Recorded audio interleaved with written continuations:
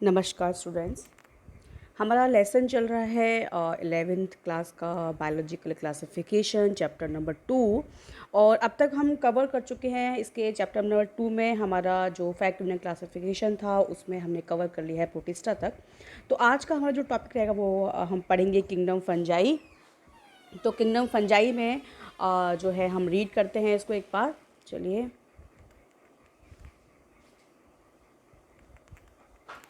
The fungi constitute a unique kingdom of heterotrophic organisms। देखिए, जो fungi जो होती हैं, किंगडम जो फंजाइज है, इसमें फंजाइज को इंक्लूड करते हैं। तो फंजाइज जो होती हैं वो हेटरोट्रॉफिक होती हैं, यानी कि अपना फूड खुद नहीं बना सकती हैं, हेटरोट्रॉफिक होती हैं। और ये जो है अपने फूड के लिए इनका जो मेन ये दूसरों पर डिपेंड रहती हैं। और मेन जो इनका मोड ऑफ न्यूट्रिशन जो होता है वो होता है, इनका जो मोड ऑफ न्यूट्रिशन होता है वो होता है सेप्रोफिटिक एब्जॉर्प्टिक। ये जो है मोड ऑफ न्यूट्रिशन को शो करती हैं। इसका मतलब ये है कि ये डेड और जो डिके जो मटेरियल्स होते हैं, ऑर्गेनिक मटेरियल्स होते हैं, उन पर ये क्या होती हैं, फूड के लिए डिपेंडेंट रहती हैं। और ये क्या करती हैं, सेप्रोफिटिक हैं, यानी कि डेड और ऑर्गेनिक डेड और डिके मटेरियल से अपने फूड को लेती हैं। और एब्जॉर्प्टिक मोड होता है इनका, यानी कि ये क्या करती हैं कि पहले ये इनका जो डाइजेशन की अगर बात करें तो इनमें होता क्या है कि ये उस मटेरियल पर, डिके और डेड मटेरियल पर अपने जो है अपने एंजाइम को रिलीज़ करती हैं। और वहाँ पर फिर उनको क्या करती हैं, ये उसको डिके करती हैं, उसको फूड को डाइजेस्ट करती हैं, उसके बाद उसको एब्जॉर्ब करती हैं। ओके, तो यहाँ पर हम देखते हैं कि फंजाइज जो होते हैं उनमें हेटरोट्रॉफिक ऑर्गेनिम्स होते हैं, ये हेटरोट्रॉफ होते हैं। और इनका जो मोड ऑफ न्यूट्रिशन होता है वो सेप्रोफिटिक एब्जॉर्प्टिक मोड ऑफ न्यूट्रिशन को ये शो करते हैं, यानी कि अपना जो है डेड और डिके मटेरियल्स पर ये एंजाइम्स को रिलीज़ करते हैं और फूड को ये डाइजेस्ट करते हैं और उसको फिर एब्जॉर्ब करते हैं। ओके, चलिए, then they show a great diversity in morphology and habitat. अब बात करें कि इनकी अगर हम डाइवर्सिटी की बात करते हैं तो इसमें फंजाइज कई टाइप्स की होती है। मॉर्फोलॉजिकल अगर देखें तो फंजाइज की जो स्ट्रक्चर्स होंगे वो अपीयरेंस में अलग अलग टाइप की हमें मॉर्फोलॉजी देखने को मिलती है। और हैबिटेट भी यहाँ पर डाइवर्स हमें देखने को मिलता है। फंजाइज जो होती है ना वो सब जगह मिलेगी आपको, यानी कि एक तरह से ये कॉस्मोपॉलिटन जो है कॉस्मोपॉलिटन नेचर के होते हैं, सब जगह मिलेंगे। जहाँ पर मेनली जहाँ पर मॉइस्चर होती है, टेम्परेचर ज़्यादा होता है, हॉट जो रीजन्स होते हैं, जहाँ पर प्लेस पर मॉइस्चर होती है, टेम्परेचर ज़्यादा होता है, वहाँ पर ये बहुत इजीली ग्रो करते हैं और बहुत ज़्यादा अच्छे से ग्रो करते हैं। तो हमें ये हर जगह देखने को मिलेंगे। ठीक है, हमें ये जो है हम एवरीवेयर इनकी अपने जहाँ भी आसपास हम देखेंगे वहाँ हमें हर तरह के हैबिटेट में ये हमें देखने को मिलते हैं। चलिए, then when your bread develops, देखिए, when a bread develops a mould और your orange rots, it is because of fungi. देखिए, जो हम घर में यूज़ करते हैं, ब्रेड यूज़ करते हैं, तो आपने नोटिस किया होगा कि ब्रेड के ऊपर ग्रीन टाइप के कुछ स्पॉट से हमको दिखाई देते हैं, पाउडरी से कुछ स्पॉट दिखाई देते हैं। ठीक है, मोल्स हमको वहाँ दिखाई देते हैं। उसका रीज़न भी फंजाइज होता है, क्योंकि फंजाइज वहाँ पर ग्रो करते हैं और उसको जो है क्या करते हैं, उसको डिके मटेरियल डिके करना शुरू करते हैं। ठीक है, और जो फ्रूट्स जो ऑरेंजेस रोट्स यानी कि ऑरेंजेस जो जितने भी रोटेड जो रोटेड जो फ्रूट्स होते हैं, जहाँ पे हमें देखने को मिलेगा ब्लैक और एकदम सड़ जाते हैं, स्मेल आती है उनमें से, और वहाँ पे फंजाई जो है उसका रीज़न ये फंजाई होता है, वो वहाँ पर एक तरह से क्या करती है, डिके करती है उस मटेरियल को और उसको जो है रोट करती है। तो हमें जो है ये इसका जो रीज़न होता है वो होता है फंजाई। ओके, चलिए, the common mushroom you eat and toadstools are also fungi. देखिए, कॉमन मशरूम, देखिए कॉमन मशरूम जो हम खाने में यूज़ करते हैं, बटन मशरूम की बात करें तो बटन मशरूम जिसको हम एगरिकस बोलते हैं, तो बटन जो मशरूम है, ठीक है, तो हम देखते हैं कि मशरूम की कुछ ऐसी वेराइटीज़ भी हैं जो कि एडिबल होती हैं, जिनको हम खा सकते हैं। ठीक है, वो एज अ फूड हम उनको यूज़ कर सकते हैं। ओके, चलिए, देन टोडस्टूल्स आर ऑल्सो फंजाई। और टूल्स जो टोड के जो स्टूल्स होते हैं वहाँ पर भी जो है फंजाइज ग्रो करती है। ठीक है, तो हमने देखा कि कई टाइप्स की फंजाइज होती हैं मॉर्फोलॉजिकली, और वो जो उनके हैबिटेट होते हैं वो अलग अलग हैबिटेट में भी प्रेजेंट होती हैं। और हमने देखा ब्रेड पर जो है फंजाइज जो है ग्रो कर जाती है तो वो मोल्ड्स में कन्वर्ट कर देती है। ग्रीन और ब्लू कलर के रूट्स हमें दिखाई देते हैं, वहाँ पर मोल्ड्स दिखाई देते हैं। तो इस तरह से हम फंजाइज की अलग अलग कैरेक्टर्स को पढ़ते हैं।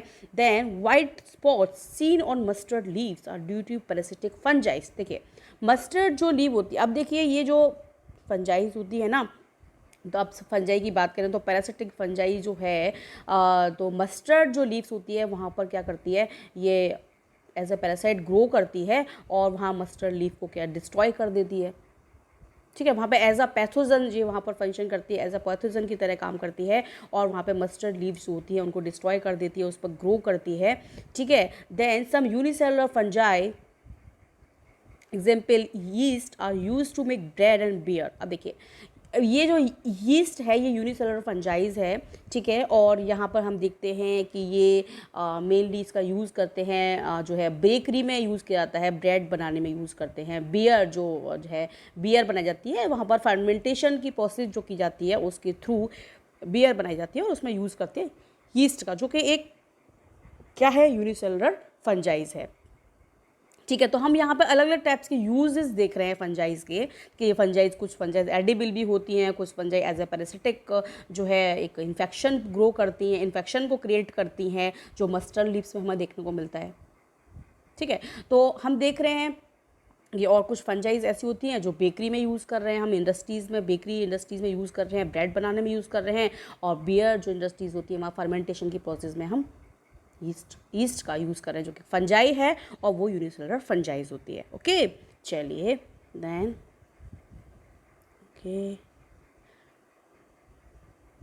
ओके देन सब यूनिसेलुलर फंजाइज हमने ये पढ़ लिया। Other fungi causes disease in plants and animals. कुछ फंजाई ऐसी होती हैं जो कि एनिमल्स में और प्लांट्स में डिजीज़ को कॉज के लिए रिस्पॉन्सिबल होती हैं। ठीक है, एज ए पैथोजन वहाँ पर काम करती हैं। Wheat rust causing Puccinia is an important example. अब देखिए वीट रस्ट, क्योंकि वीट जो होता है उसमें एक डिजीज़ होती है rust disease, wheat rust disease होती है वीट में, और उसका रीज़न होता है एक फंजाइज, और उस फंजाइज का नाम है पक्सीनिया। ठीक है, पक्सीनिया जो है वो क्या करती है, देखिए फंजाइज में हम देखते हैं कि यहाँ पर पार्टिकुलर फंजाइज होती हैं, वो पार्टिकुलर एक स्पेसिफिक स्पीशीज़ को इन्फेक्टेड कर रही हैं। तो जैसे वीट है तो वहाँ पर एक डिजीज़ मिलेगी वीट रस्ट। ठीक है, तो वीट रस्ट जो डिजीज़ है वीट में उसका रीज़न होता है, उसका लिए रिस्पॉन्सिबल होता है पक्सीनिया फंजाइज। ठीक है, some are the source of antibiotics example Penicillium. ठीक है, अब देखिए कुछ ऐसी फंजाइज भी हैं जिससे हम एंटीबायोटिक्स बनाया। ठीक है, तो सबसे पहले एंटीबायोटिक तो फंजाइज से ही बनाया था। ठीक है, पेनिसिलियम नोटेटम से पेनिसिलियम बनाई गई थी। पेनिसिलियम ये जो है एग्जाम्पल है, पेनिसिलियम नोटेटम एक फंजाई है, उसे सबसे पहले जो एंटीबायोटिक बनाया गया था पेनिसिलिन, तो वो इसी से बनाया गया था, इसी फंजाइज से। तो फंजाइज का यूज़ एंटीबायोटिक्स में भी हो रहा है। ठीक है, देन फंजाइज आर कॉस्मोपॉलिटन। ठीक है, मैंने आपको बताया था कि फंजाइज होती हैं वो आपको सब जगह देखने को मिलेंगी, एंड अकर इन एयर, हमें एयर में भी देखने को मिलेगी, वाटर में देखने को मिलेगी, सॉइल में देखने को मिलेगी, एनिमल्स प्लांट्स में, यानी कि फंजाइज जो है ना वो हर जगह ग्रो करती है, हर जगह ग्रो करती है। एयर में भी मिलेगी, वाटर में भी ग्रो कर सकती है, सॉइल में भी कर सकती है, एनिमल्स और प्लांट्स में भी, एनिमल्स में करती है, पहले प्लांट्स में करती है। ठीक है, चलिए देन कॉस्मोपॉलिटन हो गया, नेचर होता है कॉस्मोपॉलिटन होती है, हर जगह मिलती है। दे प्रेफर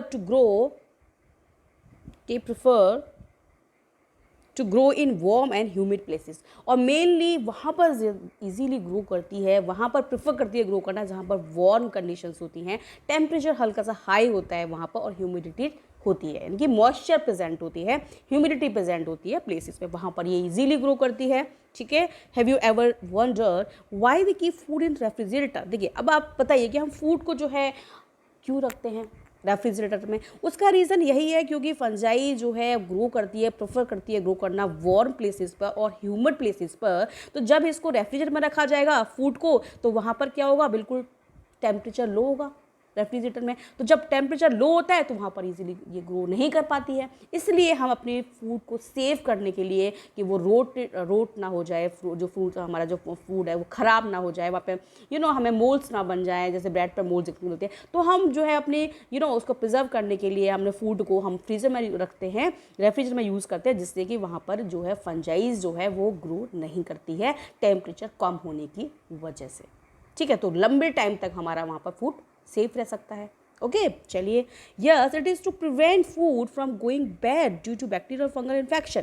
ठीक है, तो जैसे मैंने आपको बताया कि अब फूड को प्रिवेंट करने के लिए, जिससे कि वो लंबे टाइम तक चले और उसमें कोई इन्फेक्शन ना हो, फंगल इन्फेक्शन ना हो, बैक्टीरियल इन्फेक्शन ना हो, इसकी वजह से हम रेफ्रिजरेटर में अपने फूड को प्रिवेंट करने के लिए रेफ्रिजरेटर का यूज़ करते हैं। ओके चलिए, आ जाते हैं नीचे वाले पैराग्राफ पर। ओके, थोड़ा सा जूम कर लेते हैं, चलिए एक सेकेंड। ओके, थोड़ा सा, हाँ चलिए, with the exception of yeast which are unicellular। ठीक है, फंजाइज आर फिलामेंटस। देखिए, फंजाइज जो होती हैं वो फिलामेंटस होती हैं। ठीक है, देखिए मैं बता देती हूँ कि फंजाइज जो होती है ना, वो क्या है कि फंजाइज में हमें थ्रेड लाइक स्ट्रक्चर देखने को मिलते हैं, और ये थ्रेड लाइक स्ट्रक्चर होते हैं फिलामेंट, जो हम फिलामेंट बोल सकते हैं। ये जो फिलामेंट होते हैं इनको हम हाइफी बोलते हैं।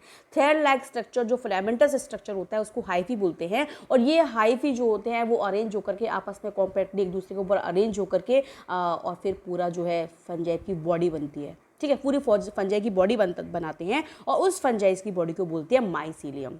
ठीक है, तो हम देखते हैं कि यहाँ पर हमें फंजाइज में फिलामेंटस, हमें फंजाइज देखने को मिलती है, वहाँ फिलामेंट देखने को मिलते हैं, बट कुछ एक्सेप्शन है, जैसे ईस्ट क्योंकि वहाँ पे हमें ये यूनिसेलुलर फंजाई है, सिंगल सेल फंजाई है, तो यहाँ पे हमें फिलामेंट जैसा कोई स्ट्रक्चर देखने को नहीं मिलता है, तो ये एक्सेप्शन है, ईस्ट में हमें फिलामेंट देखने को नहीं मिलता है। लेकिन अदर जितने भी हमें फंजाइज है वहाँ पर हमें लॉन्ग थ्रेड लाइक स्ट्रक्चर देखने को मिलता है, और जिनको हम हाइफी बोलते हैं, और ये हाइफी अरेंज होकर के बनाते हैं फंजाइज की ऑल ओवर बॉडी को, जिसको हम माइसीलियम बोलते हैं। ओके चलिए, Their bodies consist of long cylinder thread-like structures called hyphae। जो मैंने अभी आपको बताया कि यहाँ पे हमें देखने को मिलते हैं लंबे सिलेंड्रिकल थ्रेड-like structures, हम हाइफी बोलते हैं। The network of hyphae is known as mycelium. और ये जो हाइफी है वो मिलकर नेटवर्क बनाते हैं, अरेंज होते हैं, कॉम्पैक्टली अरेंज होते हैं, अच्छे से अरेंज होते हैं, एक दूसरे को ओवरलैप करते हुए, और फिर नेटवर्क बनाते हैं, और फिर उससे वो है फंजाई की ऑल ओवर बॉडी बनती है, और उस नेटवर्क से बनी हुई बॉडी को बोलते हैं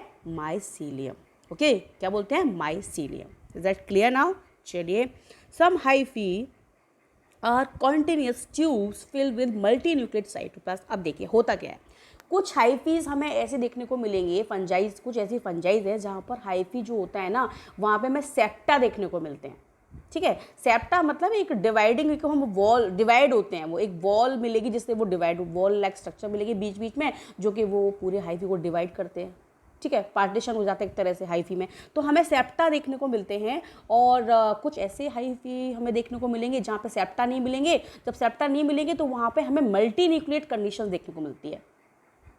ठीक है, वहाँ पे कोई सेप्टा नहीं है, वहाँ पे कोई भी एक पार्टीशन नहीं है, और वो सारे न्यूक्लियस जो है हमें एक ही हाइफी में देखने को मिलेंगे। ठीक है, उसको हम सिनोसिटिक कंडीशंस बोलते हैं, कि वहाँ पे जो है हमें सिनोसिटिक हाइफी देखने को मिलता है, क्योंकि उसमें सारे मल्टी जो न्यूक्लियस है वो एक ही हाइफी में प्रेजेंट है, सेप्टा प्रेजेंट नहीं है, तो हम उनको सिनोसिटिक हाइफी बोलते हैं। ठीक है, और जिनमें सेप्टा प्रेजेंट है वो सेप्टेड हाइफी बोलते हैं। तो हमें यहाँ पे जो है डिफरेंट तरीके हमें यहाँ पर फिलामेंट देखने को मिल सकते हैं अलग अलग फंजाइज में। चलिए देखिए क्या दे रखा है, दीज आर कॉल्स, देखिए यहाँ दे रखा है some hyphae are continuous tubes filled with multinuclear cytoplasm. मतलब कि साइटोप्लाज्म में बहुत सारी कंडीशन एक ही साइटोप्लाज्म में प्रेजेंट होते हैं। These are called coenocytic hyphae. ऐसे हाइफीज को जिनमें सेप्टा प्रेजेंट नहीं होते हैं, वहाँ पर कंटिन्यूस जो ट्यूब होती है, जो हाइफी होता है, उसमें साइटोप्लाज्म में मल्टी न्यूक्लिएट कंडीशन देखने को मिलती है, उसे हम सिनोसिटिक हाइफी बोलते हैं। आपको बताया अभी मैंने।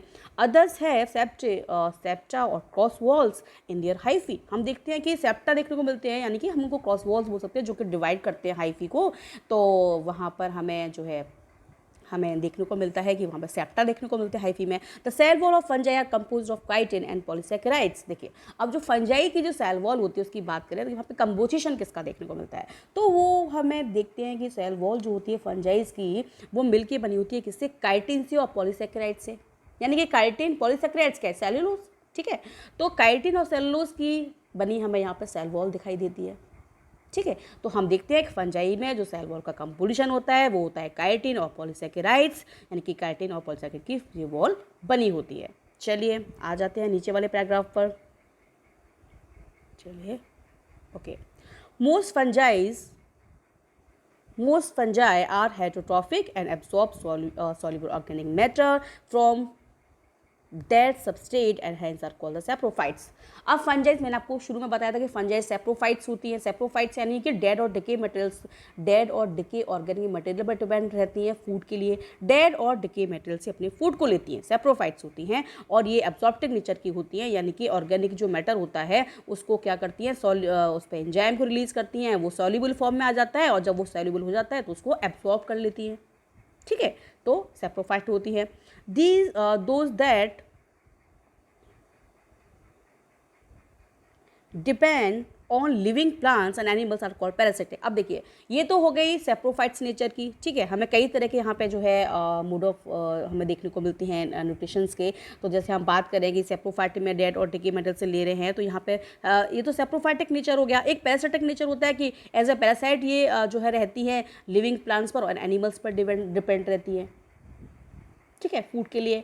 चलिए, then they can also live as symbiotic, और ये सिम्बायोटिक नेचर को भी रिप्रेजेंट करती हैं। सिम्बायोटिक नेचर मतलब दो जो देखिए, सिम्बायोसिस बोलते हैं जब दो ऑर्गेनिज्म का आपस में जो एक को एक्सिस्टेंस जब होता है ना, उसको हम सिम्बायोटिक बोलते हैं। तो वहाँ पर हम देखते हैं कि जैसे हम एग्जाम्पल की बात करें, लाइकेन है। ठीक है, लाइकेन का जो है क्या है, लाइकेन किसका सिम्बायोटिक है, सिम्बायोटेंस किसका है, सिम्बायोटिक रिलेशन जो शो करते हैं। तो लाइकस एल्गी और फंजाइस मिलकर लाइकेन्स बनाती हैं।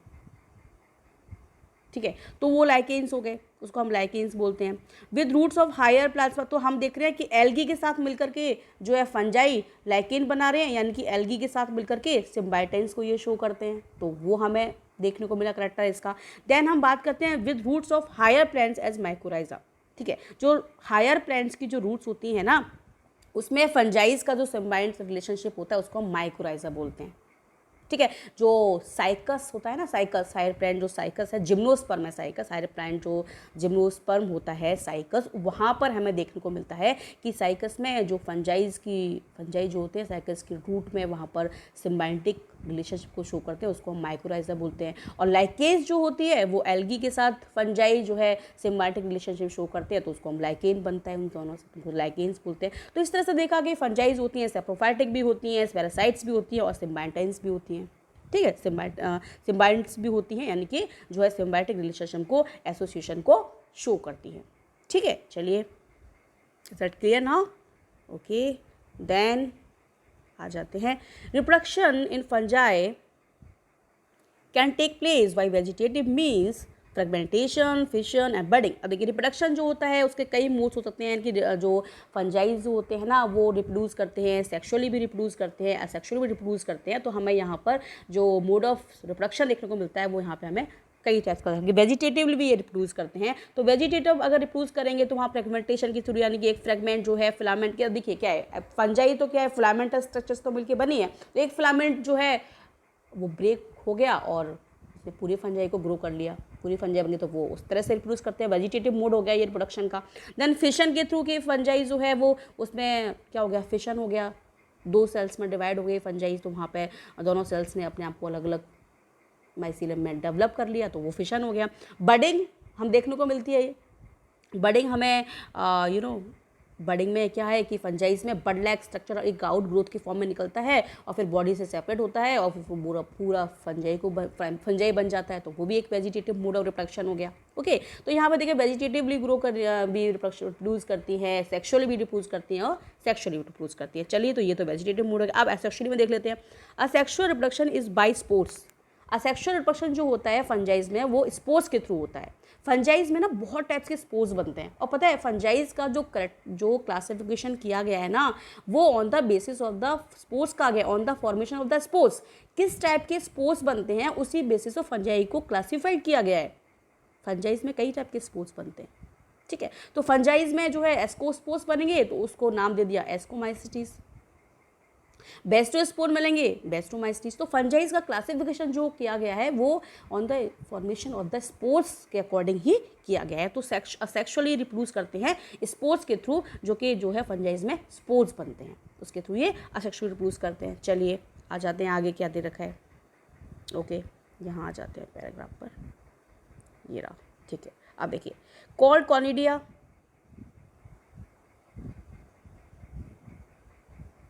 एक सेकेंड थोड़ा सा, स्पोर्स कॉल्ड कॉनिडिया और स्पॉन्जियोस्पोर और ज़ूस्पोर्स। अब देखिए कई टाइप के स्पोर्स मिलते हैं, कॉनिडिया स्पोर बनते हैं, कॉनिडिया बनते हैं, ज़ूस्पोर्स बनते हैं, ठीक है। तो हमें असेक्सुअली जो है रिप्रोड्यूस करते हैं कॉनिडिया के थ्रू, जो है कॉनिडिया के थ्रू करते हैं, जिनको हम स्पोरोजियोस्पोर्स बोलते हैं, और ज़ूस्पोर्स होते हैं जहाँ जो कि मोटाइल होते हैं, जहाँ फ्लैजेला देखने को मिलते हैं। तो हम देखते हैं कि यहाँ पे जो है असेक्सुअली रिप्रोडक्शन के लिए कई तरह के स्पोर्स बनते हैं, कॉनिडिया बनते हैं, ज़ूस्पोर्स बनते हैं, जिनके थ्रू कि एक्सोशियल रिप्रोडक्शन हो रहा है। देन सेक्सुअली पे देखते हैं, and sexual reproduction is by oospores, ascospores and basidiospores। जो 3 टाइप के यहाँ पे स्पोर्स देखने को मिल रहे हैं, oospores देखने को मिलते हैं, एस्कोस्पोर्स देखने को मिलते हैं और बेसिडियोस्पोर्स देखने को मिलते हैं, ठीक है। एस्कोस्पोर्स हमें देखने को मिलेंगे एस्कोमाइस्टीज में, बेसिडियोस्पोर्स देखने को मिल रही है बेस्टोमाइस्टीज में। तो इस तरह से यहाँ पे हम देख रहे हैं कि असेक्सुअली और सेक्सुअली अलग अलग टाइप्स के हमें स्पोर्स देखने को मिलते हैं, जिनके थ्रू ये असेक्सुअली और सेक्सुअली रिप्रोडक्शन करते हैं। असेक्सुअल के लिए कॉनिडिया बनते हैं, ज़ूस्पोर्स बनते हैं, और सेक्सुअल रिप्रोडक्शन के लिए oospores बनते हैं, एस्कोस्पोर्स बनते हैं और बेसिडियोस्पोर्स बनते हैं, ठीक है। चलिए, तो various spores are produce in distinct structures called floating bodies. अब देखिए अलग अलग टाइप के जो स्पोर्ट्स है ना, ये एक अलग टाइप की स्ट्रक्चर बनते हैं जिनको फ्लोटिंग बॉडीज बोलते हैं। जैसे एस्कोस्पोर है ना, जैसे एस्कोस्पोर की बात करें तो ये एस्कोकार्प में बनते हैं, ठीक है। एक फ्लोटिंग बॉडी यहाँ पर प्रेजेंट होती है, उसको बोलते हैं एस्कोकार्प, उसमें बनते हैं एस्कोस्पोर्स। बेसिडियोकार्प में बनते हैं बेसिडियोस्पोर्स। तो यहाँ पे हमें एक डिस्टिंक्ट स्ट्रक्चर लाइक स्ट्रक्चर हम देखने को मिलता है, जिसके अंदर इन स्पोर्स की फॉर्मेशन होती है। The sexual cycle involves the following 3 stages. यहाँ सेक्शुअल साइकिल में हमें 3 स्टेज देखने को मिलती है, वो हम पढ़ लेते हैं। फर्स्ट है fusion of protoplasm between 2 motile और non motile gametes called plasmogamy. अब देखिए प्रोटोप्लाज्म का देखिए 2 या तो मोटाइल है या नॉन मोटाइल गैमीट्स हैं। देखिए मोटाइल गैमीट्स मोटाइल भी हो सकती हैं, नॉन मोटाइल भी हो सकती हैं, और उन दोनों गैमीट्स के प्रोटोप्लाज्म जब फ्यूज होता है तो उसको बोलते हैं प्लाज्मोगैमी, ठीक है। सबसे पहले क्या है, गैमीट्स का जो प्रोटोप्लाज्म है वो आपस में फ्यूज करता है और उसको बोलते हैं प्लाज्मोगोमी, ठीक है। दोनों का जो प्रोटोप्लाज्म है वो फ्यूज हो चुका है। Then fusion of 2 nuclei called karyogamy. अब देखिए दोनों गैमीट्स है, दोनों में एक एक न्यूक्लियस प्रेजेंट, दोनों में गैमीट में अलग अलग न्यूक्लियस प्रेजेंट है। जब उसमें साइटोप्लाज्म प्रोटोप्लाज्म फ्यूज हो चुका है तो आपस में दोनों न्यूक्लियस जो होते हैं गैमीट्स, अलग अलग गैमीट्स के दोनों न्यूक्लियस आपस में क्या हो जाते हैं, फ्यूज हो जाते हैं। जब फ्यूज हो गए तो उसको बोलते हैं, यानी कि वहाँ पर न्यूक्लियस की जो फ्यूज़न होता है, न्यूक्लियस जो फ्यूज होते हैं आपस में दोनों गैमीट्स के, तो उसको बोलते हैं कैरियोगेमी। तो सबसे पहले हुई प्लाज्मोगेमी, यानी कि 2 जो गैमीट्स हैं उनके आपस में प्रोटोप्लाज्म फ्यूज हो गए, बन गई, उसको बोलेंगे प्लाज्मोगेमी। प्लाज्मोगेमी होने के बाद सेकेंड स्टेप होगी कि न्यूक्लियस आपस में फ्यूज करते हैं, उसको बोलते हैं karyogamy. Then meiosis in zygote resulting in haploid spores, ठीक है। अब देखिए अब ज़ाइगोट बन गया भाई, दोनों गैमीट्स जो है फ्यूज हो चुके हैं आपस में, जो है प्रोटोप्लाज्म फ्यूज हो चुका है, न्यूक्लियस प्लाज्म हो जाता है, उससे क्या क्या बनेगा, ज़ाइगोट बनेगा। तो ज़ाइगोट पे मियोसिस होती है और उससे बनते हैं हैप्लॉइड स्पोर। अब देखिए यहाँ पे हमें देखने को मिल रहा है कि ज़ाइगोट में मियोसिस होती है, माइटोसिस नहीं होती है। मियोसिस क्यों होती है, क्योंकि यहाँ पे मियोसिस इसलिए होती है क्योंकि फंजाई जो होती है वो हैप्लॉइडिक प्लांट बॉडी को शो करते हैं, सॉरी हैप्लॉइडिक बॉडी को शो करते हैं। ये हैप्लॉइडिक बॉडी होती है, इनकी हैप्लॉइड होती है, इसलिए तो तभी तो हैप्लॉइड स्पोर बनेंगे, तभी तो हैप्लॉइड बॉडी बनेगी। तो यहाँ पर हमें ज़ाइगोट में क्या देखने को मिलता है, मियोसिस देखने को मिलता है। जनरली डिप्लॉयड जो बॉडी होती है वहाँ हम माइटोसिस देखते हैं, वहाँ माइटोसिस देखने को मिलता है, ज़ाइगोट बना, माइटोसिस हुआ, डिप्लॉयड बॉडी में कन्वर्ट हुआ। लेकिन यहाँ क्योंकि फंजाई जो है हैप्लॉइड बॉडी को शो करते हैं, हैप्लॉइडिक होते हैं, तो यहाँ पर हम देखते हैं कि ज़ाइगोट जो बनता है उसमें मियोसिस होती है और मियोसिस से हैप्लॉइड स्पोर बनते हैं, और ये हैप्लॉइड स्पोर्स वजह जमीन होकर के फिर फंजाइज बनाते हैं जो कि हैप्लॉइड होती है, ठीक है। तो 3 यहाँ पे स्टेज देखने को मिलती हैं। प्लाज्मोगेमी, प्लाज्मोगेमी में प्रोटोप्लाज्म फ्यूज होता है। कैरियोगेमी तो नाम पता चल रहा है, कैरियो मतलब न्यूक्लियस, ठीक है। तो गैमीट्स का जो न्यूक्लियस होता है फ्यूज हो जाता है, तो उसको बोल दिया कैरियोगेमी। तो सबसे पहले फिर न्यूक्लियस फ्यूज हो गया, देन ज़ाइगोट बना, उसमें मियोसिस हुआ, और फिर स्पोर्स बने, और ये स्पोर्स जमा होकर के अलग फंजाइज में कन्वर्ट हो जाते हैं। इस तरह से यहाँ पर 3 स्टेजेस चलती हैं सेक्सुअल साइकिल के अंदर। चलिए ये हमने देखा, ओके। अब देखिए,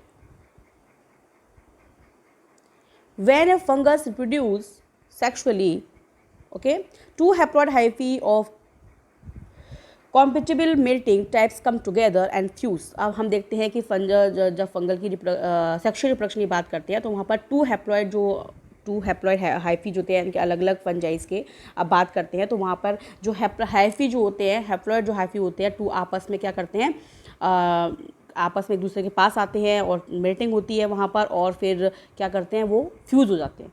देखिए हाइफी में ही तो न्यूक्लियस प्रेजेंट है, वहीं पर प्रोटोप्लाज्म प्रेजेंट है, तो आपस में हाइफी फ्यूज़ करते हैं एक दूसरे के पास आकर, ठीक है। Then in some fungi the fusion of two haploid cells immediately result in diploid cells. अब कुछ फंजाइज में क्या होता है कि जो दो हैप्लॉइड सेल्स मिलती हैं, आपस में फ्यूज होती हैं, तो तुरंत जो है डिप्लॉयड सेल्स में कन्वर्ट हो जाती हैं। हाउएवर इन अदर फंजाई, जैसे हम एस्कोमाइसिटीज और बेस्टोमाइसिटीज की बात करें, an inverting intervening dikaryotic stage, ठीक है, यानी कि 2 न्यूक्लियाई पर सेल, ठीक है, occur such as condition is called the dikaryon and the phase is called the dikaryophase of fungus. अब देखिए कुछ फंजाइज में क्या हुआ कि डायरेक्ट जो है डिप्लॉयड सेल में कन्वर्ट हो गई, दोनों हैप्लॉइड सेल्स आपस में फ्यूज़ हुई और वो डायरेक्ट डिप्लॉयड सेल में कन्वर्ट हो गई, उसको हम बोलेंगे डाइकैरियोन, क्योंकि वहाँ पर 2 न्यूक्लियस प्रेजेंट होते हैं। एक सेल में 2 न्यूक्लियस प्रेजेंट होते हैं, तो वहाँ पर जो कंडीशंस बनती है वो डाइकैरियोन कंडीशंस बनती है। डाई मतलब 2, कैरियोन मतलब न्यूक्लियस, तो वहाँ पर 2 न्यूक्लियस जब प्रेजेंट होते हैं तो वहाँ पर डाइकैरियोटिक जब स्टेज प्रेजेंट होती है तो वहाँ पर 2 न्यूक्लियस कंडीशंस बनती है और उसको डाइकैरियोन बोलते हैं, और इस फेज को बोलते हैं डाइकैरियोफेज ऑफ फंगस। इस फेज को बोलते हैं डाइकैरियोफेज ऑफ फंगस, ठीक है। तो हम देख रहे हैं यहाँ पे अलग अलग टाइप से हमें यहाँ पर जो है कैरेक्टरिस्टिक्स देखने को मिल रहे हैं सेक्सुअल रिप्रोडक्शन के अंदर, ठीक है। देन देखते हैं इधर, later the parental nuclei fuse and the cell become diploid. अब जो पेरेंटल जो न्यूक्लियाई होते हैं वो आपस में फ्यूज करते हैं, सेल जो होती है डिप्लॉयड हो जाती है। The fungus from the fungus form fruiting bodies in which reduction division occurs. अब देखिए डिप्लॉयड बन चुकी है, पेरेंटल न्यूक्लियाई जो है फ्यूज होकर के, अब दो पेरेंटल न्यूक्लियाई आपस में फ्यूज हो चुके हैं, ठीक है। 2 हाइफी थी, 2 अलग अलग सेल थी और वो आपस में फ्यूज हो चुकी हैं, डिप्लॉयड सेल्स बन चुकी है। अब ये 2 फंजाई होती है फॉर्म फ्रूटिंग बॉडीज इन विच, जो फंजाइज होती है वो बनाती है फ्रूटिंग बॉडी, जिसमें क्या होता है, जिसमें जो रिडक्शन डिवीजन होता है, यानी कि वहाँ पर हमारे रिडक्शन यानी कि म्योसिस होती है और लीडिंग टू फॉर्मेशन हैप्लोइड्स, और वहाँ पर हैप्लोइड स्पोर्स बनते हैं, ठीक है भाई। डिप्लॉयड बन चुकी है सेल, डिप्लॉयड वहाँ पर जाइगोट बन चुका है, अब उस जाइगोट में म्योसिस होना है, तो फिर क्या होगा आगे जाकर के, क्या होता है जब डिप्लॉयड सेल बन जाती है तो फ्रूटिंग बॉडी बनती है, और उस फ्रूटिंग बॉडी के अंदर ये जो डिप्लॉयड सेल होती है यहाँ पर रिडक्शन डिवीजन होता है, और रिडक्शन डिवीजन से फिर क्या बनते हैं, हैप्लॉइड स्पोर्स बनते हैं, और यही हैप्लॉइड्स को जर्मिनेट होकर के फिर न्यू फंजाइज को बनाते हैं। इस तरह से यहाँ पर हमें सेक्सुअल रिप्रोडक्शन देखने को मिलता है। और मैं आपको समझा चुकी हूँ कि रिडक्शन डिवीजन क्यों होगा भाई। रिडक्शन डिवीजन इसीलिए होगा ना क्योंकि हमें हैप्लॉइड स्पोर्स चाहिए, और वही हैप्लॉइड स्पोर्स ग्रो करके फिर बनाते हैं हैप्लॉइड फंजाइज। ओके, चलिए the morphology of the mycelium, sorry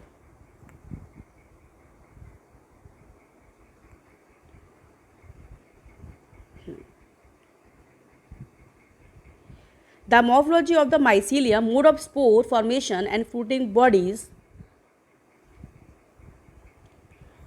form the basis for the division of kingdom into various classes. अब देखिए the morphology of the mycelium, mode of spores formation and fruiting bodies form the basis for the division of the kingdom into various classes. अब देखिए हमें यहाँ पे अलग अलग classes देखने को मिलती है फंजाइज को। हम जब डिवाइड करते हैं, क्लासीफाइड करते हैं, तो वहाँ पर हमें अलग अलग क्लासेस में हम डिवाइड करते हैं यहाँ पर इस किंगडम को। तो हमें देखने को फाइकोमाइसिटीज़ है, एस्कोमाइसिटीज़ है, बेसिडियोमाइसिटीज़ है। तो अलग अलग क्लासेस में जो डिवीज़न हम करते हैं उसका बेस क्या है, कि हम किस बेस के अकॉर्डिंग इनको डिवाइड करते हैं क्लासेस में। तो हम करते हैं कि माइसीलियम किस टाइप का है, मॉर्फोलॉजी कैसी है माइसीलियम की। मैंने बताया था ना माइसीलियम में हम देखते हैं कि माइसीलियम सेप्टेट भी हो सकते हैं, एसेप्टेट हो सकते हैं, यानी कि कुछ माइसीलियम ऐसे होंगे जहाँ सेप्टा देखने को मिलेंगे, और कुछ सीनोसिटिक माइसीलियम होते हैं जहाँ हमें मल्टी न्यूक्लियस कंडीशन देखने को मिलती है साइटोप्लाज्म में, वहाँ पर सेप्टा प्रेजेंट नहीं होते हैं। तो उसके बेसिस पे हम देखेंगे। Then mode of spore formation, की स्पोर फॉर्मेशन का मोड कैसा है, ठीक है, मोड किस तरह से स्पोर्स बन रहे हैं, उसके अकॉर्डिंग हम जो है देखेंगे कि मोड क्या है स्पोर फॉर्मेशन का, वो किस तरह से बन रहे हैं, उसके अकॉर्डिंग हम उसको क्लासीफाइड करते हैं। फ्रूटिंग बॉडीज़ कैसी है, जिस फ्रूटिंग बॉडीज़ में वो बन रहे हैं, एस्कोकार्प में बन रहे हैं, एस्कोस्पोर, तो उसको हम एस्कोमाइस्टीज में रखेंगे।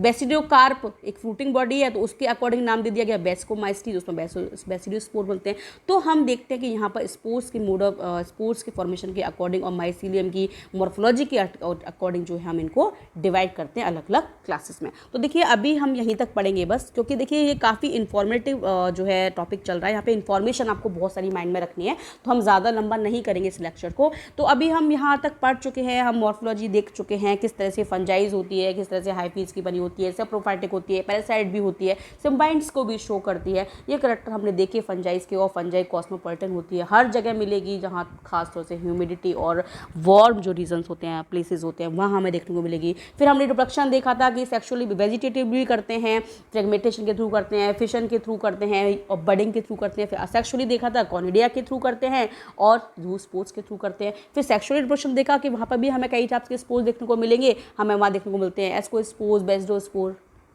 हम देखते हैं कि स्पोर वहाँ पे बन रहे हैं, हम देख रहे हैं वहाँ पे अलग अलग टाइप के जो है स्पोर्स बनते हैं, है ना, और वो जमीन होकर फिर सेक्सुअली रिप्रोड्यूस करते हैं। फिर हमने देखा था किस तरह से आपस में जो फंजाइज की जो हाइफी होते हैं वो आपस में फ्यूज़ होते हैं, तो वहाँ पर 3 साइकिल चलती है। एक तो होती है, क्या होती है, प्लाज्मोगेमी, जहाँ पर साइटोप्लाज्म या प्रोटोप्लाज्म जिसको बोलते हैं वो फ्यूज़ होता है, और फिर होती है न्यूक्लियो कैरियोगेमी जिसमें न्यूक्लियस फ्यूज़ होता है, और फिर ज़ाइगोट बनता है, उसमें मियोसिस होता है। ठीक है, वो सब हमने देखा। तो अभी तक हम इसको यही फिनिश करते हैं, और नेक्स्ट वाले लेक्चर में हम इसके आगे वाला जो पार्ट है उसको कवर करेंगे। ओके, चलिए, थैंक